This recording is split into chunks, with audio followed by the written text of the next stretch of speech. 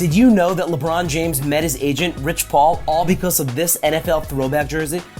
But sports jerseys go way beyond a conversation piece or a way to just rep your favorite sports team.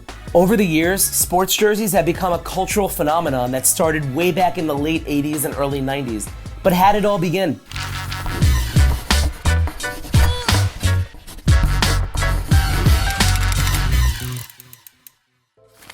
Every sports fan has their favorite jersey or remembers where they were when they were gifted their first jersey. Heck, I remember buying all 230 of my jerseys over the years. Crazy, what a waste of money.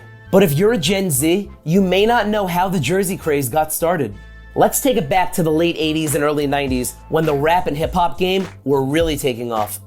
The West Coast rap group called NWA, featuring Ice Cube, Dr. Dre, and Eazy-E, became some of the first rappers to rock professional sports gear in music videos and basically everywhere else they went. They were all from the streets of LA, which was synonymous with the distinctive style of the Raiders back then. NWA made Los Angeles Raiders gear cool. So cool that Raiders team merchandise sales went from a few $1 million per year to $3 billion a few years later. They were influencers before the term was even a thing.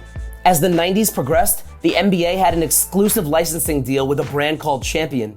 Champion began producing NBA jerseys at a time where other iconic rappers were bursting onto the scene.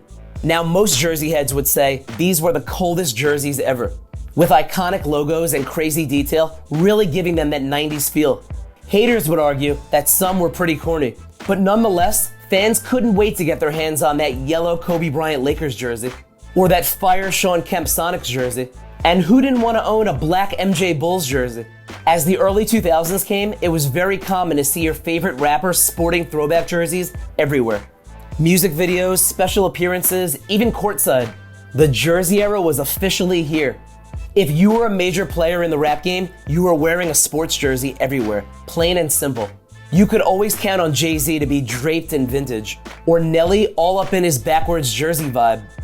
But undeniably, the king of the throwback jersey game has been and always will be rapper Fabolous. Even at age 43, Fab is rocking throwback threads like it's 1999. Rap culture was flourishing. Athletes wanted to be rappers, rappers wanted to be athletes, and just like their idols, society wanted in on the throwback jersey look too. Enter Mitchell and Ness. The Philly-based company started way back in 1904, selling tennis rackets and golf clubs. They later shifted to athletic gear and would eventually go on to sign deals with the NBA, MLB, and NFL. And they've been creating the dopest throwback jerseys ever since. And even when the jersey craze started to die down in the late 2000s, the company pivoted, focusing more on hats and jackets. And just like every other trend, the jersey craze has come back, but with more of a fitted look rather than a baggy one. Let's not forget about Allen Iverson and his massive impact on sports and hip-hop culture. AI's knack for baggy jerseys mixed with his hip-hop swag made him the epitome of cool. Some would say Iverson pioneered the wave of NBA players showing up to games in streetwear. Players were arriving to the arena or at a press conference rocking throwback jerseys. And after the Malice of the Palace in 2004, the NBA implemented the dress code. Iverson, however, felt like he was being targeted, and many other players didn't take the rule change lightly. But the NBA's rule presided as business casual was in and the baggy hip-hop look was out. Remember when I said LeBron met Rich Paul all because of an NFL throwback jersey? Well, back in 2002, Rich Paul used to sell vintage jerseys out of the trunk of his car in Cleveland.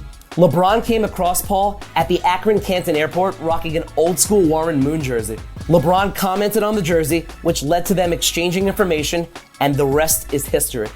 Fast forward to today, throwback jerseys are in again. A younger generation is learning to appreciate that retro look as jerseys become a part of everyday fashion. Also, thanks largely to Macklemore's hit song Thrift Shop in 2012, thrifting became really popular. Kids nowadays love the rush and hustle of going to their local thrift shop to see what jerseys may be hanging there. I've come across some really crazy finds at some of these Goodwill stores. Like Macklemore said, one man's trash is another man's come up. One of the most popular destinations for all things vintage is Mr. Throwback in New York City. Just walking through the shop is like entering a time machine back to the 90s. They have hundreds of different throwback jerseys and other sportswear of all sizes and prices. But can you really put a price on that nostalgic feeling of childhood memories? I don't think so. Whether it's your everyday look, your thrifting side hustle, or you're just rooting on your favorite team at a sporting event, throwback sports jerseys will always be special. And it's pretty amazing to see how throwback jerseys have become so culturally relevant over the years. Question for you, what's your favorite jersey that you own? We'll talk more next week on Mint Conditions.